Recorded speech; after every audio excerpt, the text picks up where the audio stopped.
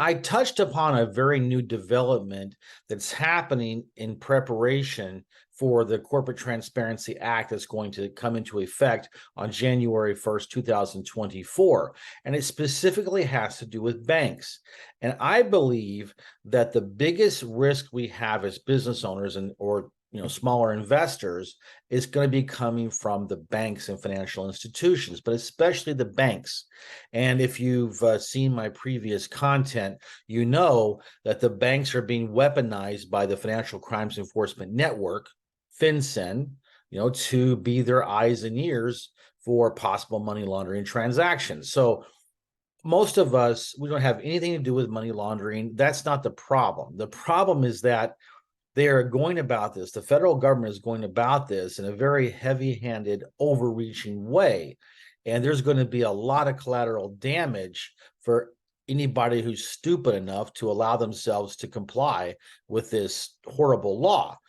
Banks are going to be our biggest problem because I don't know if you know this or not, but when you can go into an account, I'm assuming to go into a bank, and you can do a transaction or just do it online. And some unknown person, if you're at the branch, it could be a teller, it could be, an employee, someone, you go in the branch, you sit down and you wait for someone, to bring you over to the desk, and you can do whatever you want to do with it, whatever. They're always looking. And you don't know this, but they have a thing called a suspicious activity report, SAR, a SAR report. You don't know when they do a SAR report against you, and that's the problem. And so what are they looking for? Well, and as they're prepping for the Corporate Transparency Act, they are looking for either high transaction amounts, they're looking for wires that come in from quote unquote high risk countries, and any suspicious source of funds. Okay, who determines what suspicious is, right? And then here's what I think is just outrageous. They have a phrase, and it's always some ambiguous, subjective phrase that only they can interpret, is any transaction with no apparent economic value or business purpose or lawful purpose. Again, some teller, some middling bank employee is going to be deciding whether your business transactions, which may make perfect sense to you, and they're an integral part of what you're doing in your business plan, someone like that is going to make a decision about whether there's any purpose behind an economic business or other lawful purpose. And if they don't like it, if something is suspicious for them, then they're going to file a suspicious activity report, and it will go to the FBI. Here's the thing, you'll never know about it unless they come in and start freezing your accounts. That's the worry about this. Any kind of cash withdrawals. Now, you may know that you have to fill out a form if you withdraw any cash over $10,000.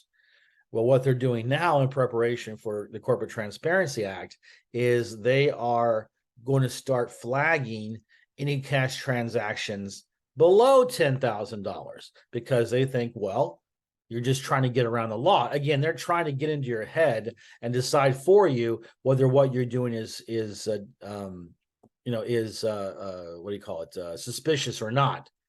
So this is very, very disturbing, and it's only going to get worse. And as I've said in my previous videos, you may or may not have seen, the danger is now they're sending out suspicious activity reports, and not much is really happening yet. When the law starts, they're going to start freezing accounts, and the banks are going to have the authority to freeze those accounts without the FBI's approval or a court approval. They'll just pull the plug, and then you're stuck with no money, right? And because everything is under the money laundering statutes with this law, then you're considered guilty until you can prove yourself innocent. How long does that take? And let me just leave this here for you to understand how risky this is. Historically, the statistics show that only 1% of people get their money back after a bank has frozen an account. So that is a huge danger by complying with the Corporate Transparency Act. So a suspicious activity report from the bank, or an SAR as they call it, is when some bank employee, could be the wire department, it could be a bank teller, it could be just a customer service person inside the branch. If they see that anything is suspicious or odd, or I love this phrase, it serves no economic, business, or legal purpose, as if they're qualified to make that assumption, is that they file a suspicious activity report. Well, in 2022, they filed nationwide 1.8 million reports. This year, we're not even finished with 2023 yet. They've already reported over 2 million SAR, suspicious activity report filings. It's just crazy. They are expecting, experts are saying, that from 2024 on, they expect this rate to drastically increase.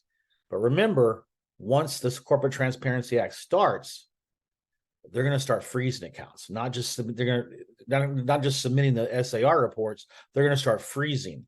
And oh, by the way, they are not legally required to inform you about anything. There's so much power now in the hands of the banks, and they're working hand in hand with the Federal Crime Enforcement Network. That's what's coming when the Corporate Transparency Act starts coming to effect in 2024 and beyond. If I was you, I would take advantage of the only legal loophole and don't comply.